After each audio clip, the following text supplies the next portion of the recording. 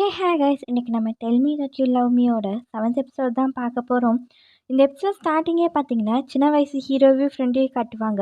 அவங்க ஐடன் seek விளையாண்டுருப்பாங்க.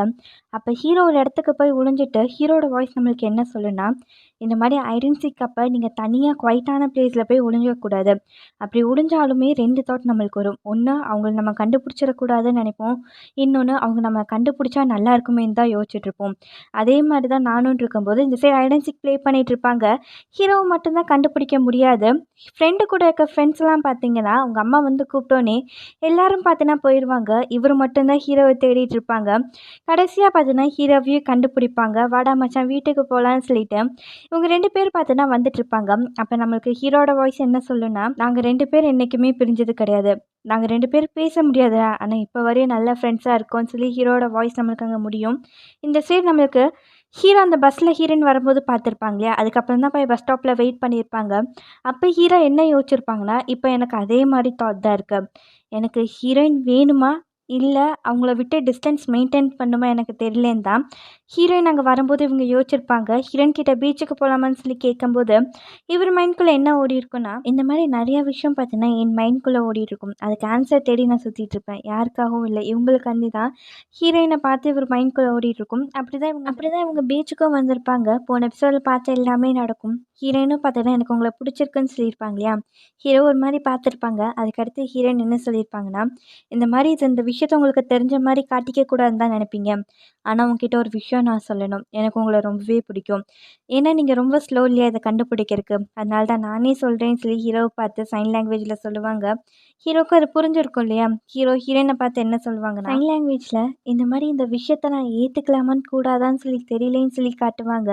Heroine ஒரு மாதிரி ஃபேஸ் போயிடும். அதுக்கடுத்து ஹீரோ என்ன சொல்வார்னா, இந்த மாதிரி என்னால் உங்கள் மொழி பேச முடியாது, ஆனால் நீங்கள் என் கூட பேசணுன்னு சைன் லாங்குவேஜ்லாம் கற்றுக்கிட்டீங்க, அது நினைக்கும் போது எனக்கு ரொம்பவே கிரேட்ஃபுல்லாக இருக்கும். அது சமயம் ஒரு டைம் பேடாக ஃபீல் ஆகும். இந்த மாதிரி என்னால் சைன் லாங்குவேஜ் மட்டும்தான் பேச முடியும். இது உங்களுக்கு ஓகேனா நான் உங்ககிட்ட ஒரு விஷயம் சொல்லணும்னு ஆசைப்பட்றேன். இந்த மாதிரி உங்கள் கூட சேர்ந்து நிறைய விஷயம் பண்ணணும்னு ஆசைப்பட்றேன்னு சொல்லி ஹீரோனை பார்த்து சொல்லுவாங்க.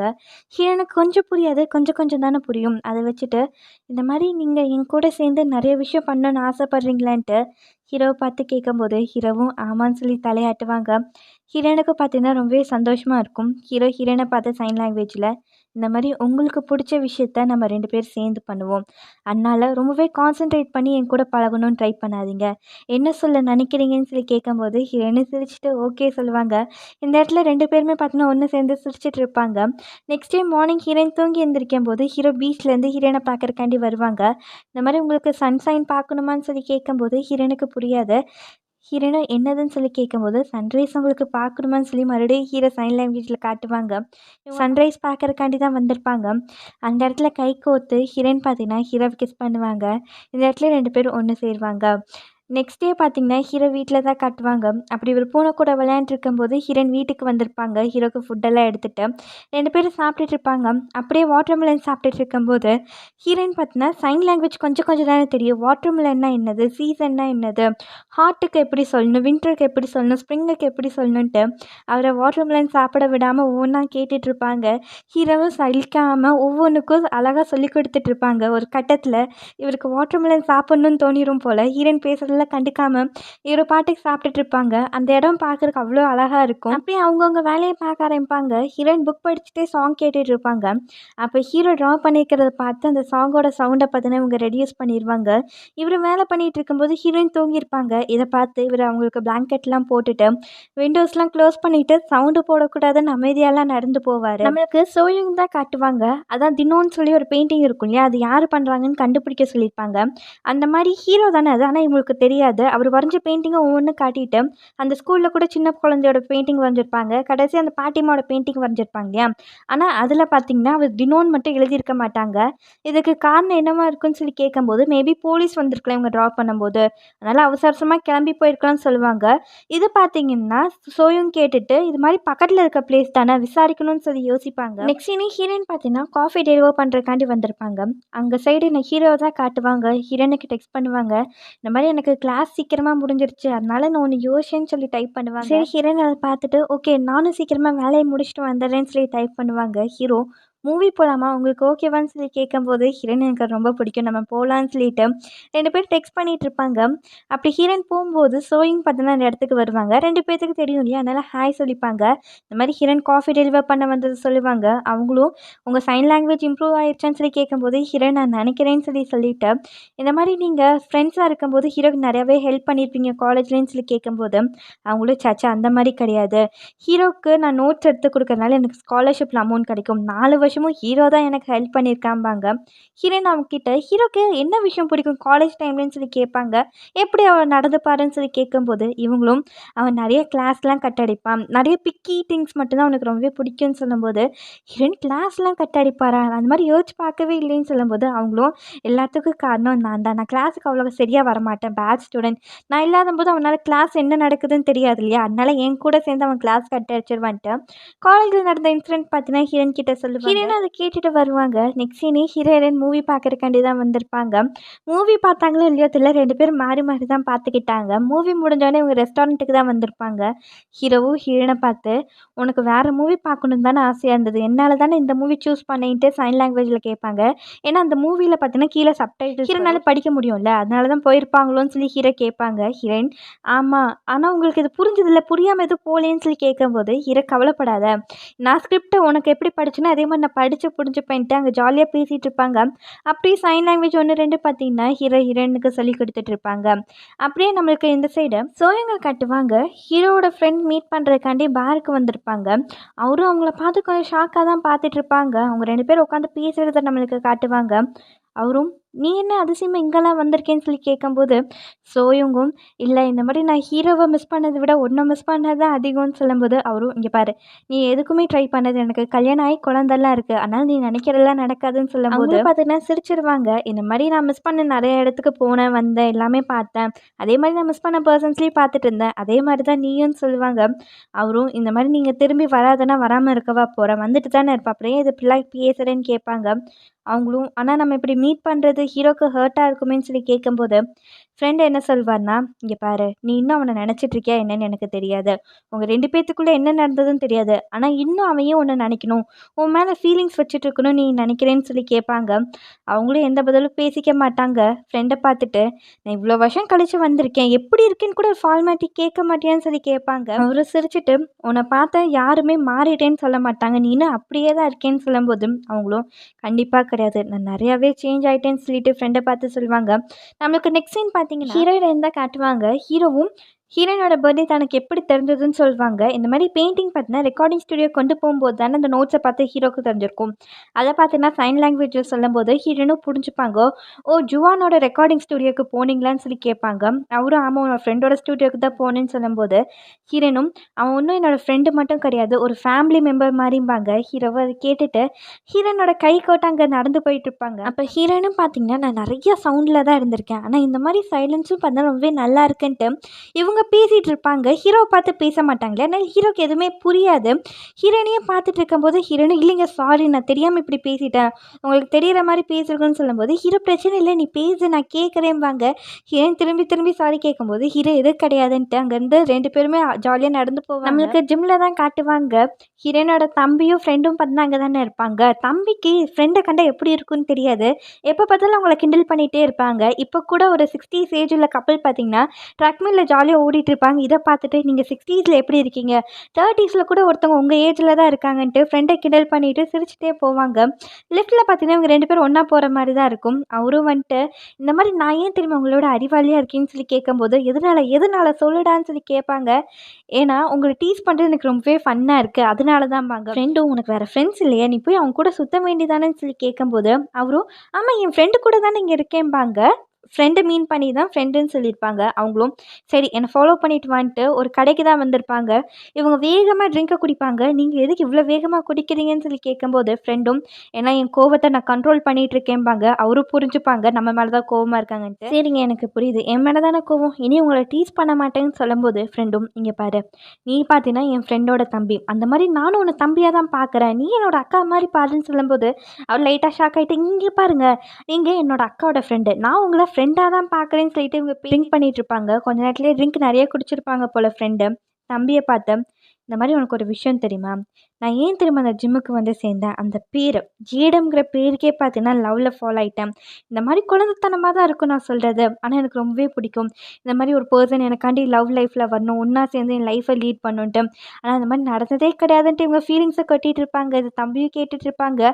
கொஞ்ச நேரத்தில் தம்பி தான் பார்த்தீங்கன்னா இவங்களை வீட்டுக்கு கூட்டிகிட்டு போகிறதுக்கு தூக்கிட்டு வந்துட்டு இருப்பாங்க. அப்போ தம்பிக்கிட்ட இவங்க என்ன சொல்லுவாங்கன்னா, எனக்கு சின்ன சின்ன ஆசையெல்லாம் இருக்குது லவ் லைஃப்பில். இந்த மாதிரி மேட்சிங்காக ட்ரெஸ் போடணும், ஷூஸ் போடணும், ஃபோட்டோ பூத்தில் போய் ஃபோட்டோஸ்லாம் எடுக்கணுன்ட்டு. ஆனால் இதெல்லாம் குழந்தைத்தனமாக இருக்கிறேன்னு சொல்லிட்டு வரும்போதே இவங்களுக்கு வாமிட் வர மாதிரி ஆயிடும். சீக்கிரமாக வீட்டுக்கு கூட்டிகிட்டு போடான்னு சொல்லிட்டு இவங்க ஓடிட்டு இருப்பாங்க. நம்மளுக்கு ஹீரோயின் தான் காட்டுவாங்க. ஜுவானும் கூப்பிட்டுட்டு எங்கே இருக்கேன்னு சொல்லி கேட்பாங்க. ஹீரோயின் எதுக்கு கேட்குறேன்னு சொல்லும்போது இந்த மாதிரி ஒரு ப்ரெசென்ட் இருக்கு உனக்கு கொடுக்கறதுக்கு தான் சொல்லி கேட்பாங்க. ஹீரோயின் எனக்கு எதுக்கு ப்ரெசென்ட்டா, நீ எங்கே இருக்கேன்னு சொல்லி கேட்கும்போது இந்த மாதிரி ரெக்கார்டிங் ஸ்டுடியோவில் இருக்கேன்னு சொல்லி அவர் சொல்லுவாங்க. ஹீரோயின் அதை கேட்டுட்டு ஹீரோ சொல்லியிருப்பாள் தன்னோட பெயிண்டிங் அங்கே கொடுக்க போகிறேன்ட்டு, அதை பார்க்கணுன்னு சொல்லி ஆசைப்பட்டுட்டு ஓகே நீ அங்கே இரு, நானே உன்னை வந்து மீட் பண்ணுறேன்னு சொல்லிட்டு அந்த பெயிண்டிங் பார்க்கறதுக்காண்டி தான் மெயினாக வந்திருப்பாங்க.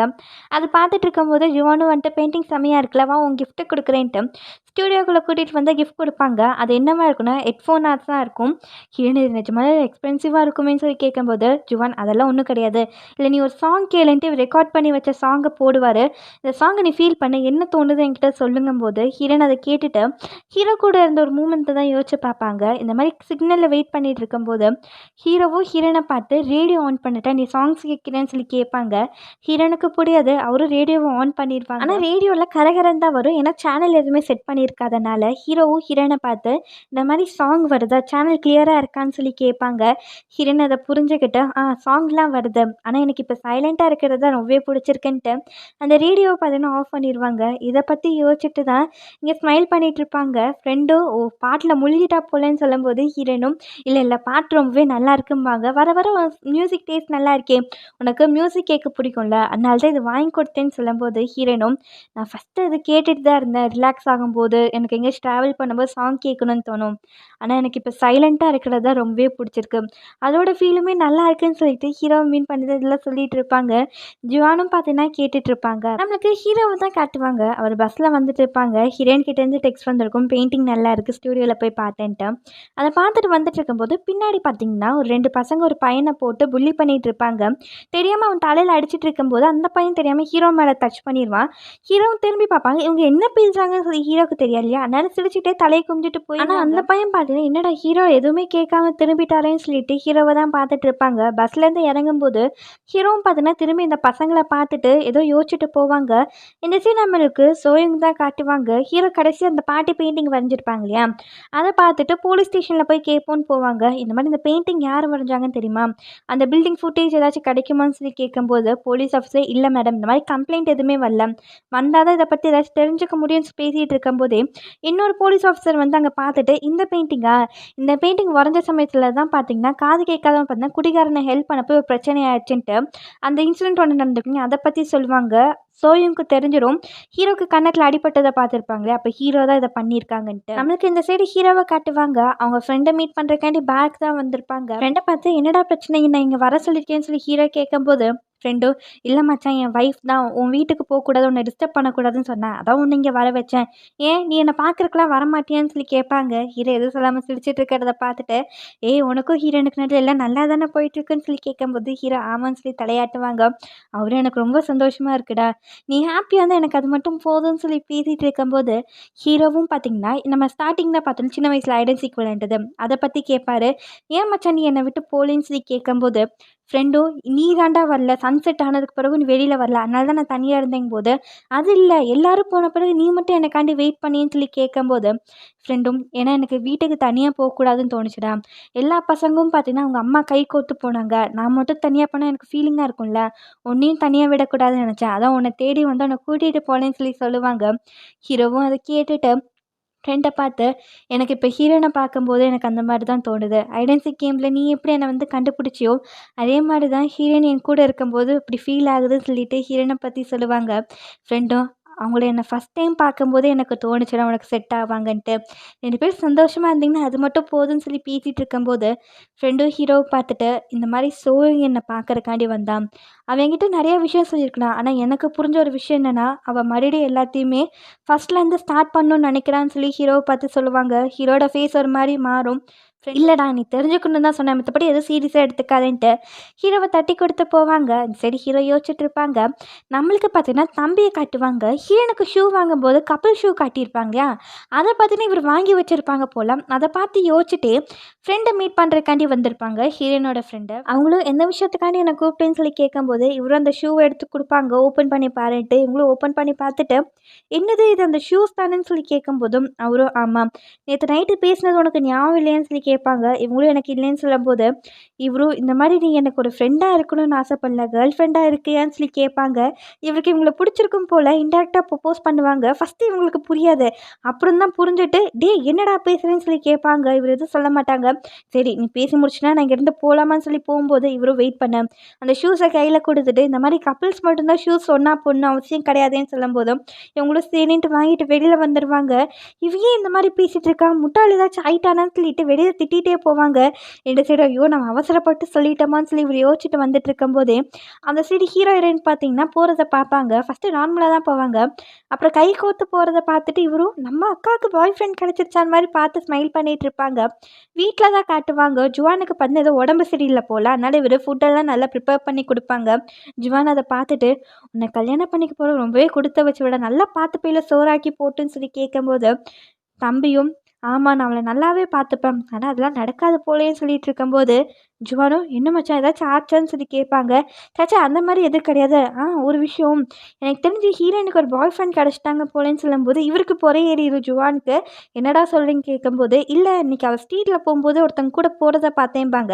அவர் அதுக்குள்ளே இருக்க சான்ஸ் இல்லைங்கும் போது இல்லை இல்லை அவள் இந்த மாதிரி சிரிச்சு நான் பார்த்ததே கிடையாது, அவர் கூட இருக்கும்போது ரொம்பவே சந்தோஷமாக ஃபீல் பண்ணுறா போலேன்ட்டு தம்பி பார்த்தீங்கன்னா ஜுவான் கிட்ட சொல்லுவாங்க. ஜுவான் ஒரு மாதிரி யோசிச்சுட்டு அவகிட்ட நான் கேட்குறத பற்றின்னு சொல்லுவார். ஜுவான் பார்த்தீங்கன்னா ஹீரோனை மீட் பண்ணுறக்காண்டி அவங்க ஒர்க் பண்ணுற கேஃபேக்கே வந்திருப்பாங்க. ஹீரோயின் இதை பார்த்துட்டு ஹீரோக்கு டெக்ஸ்ட் பண்ணுவாங்க.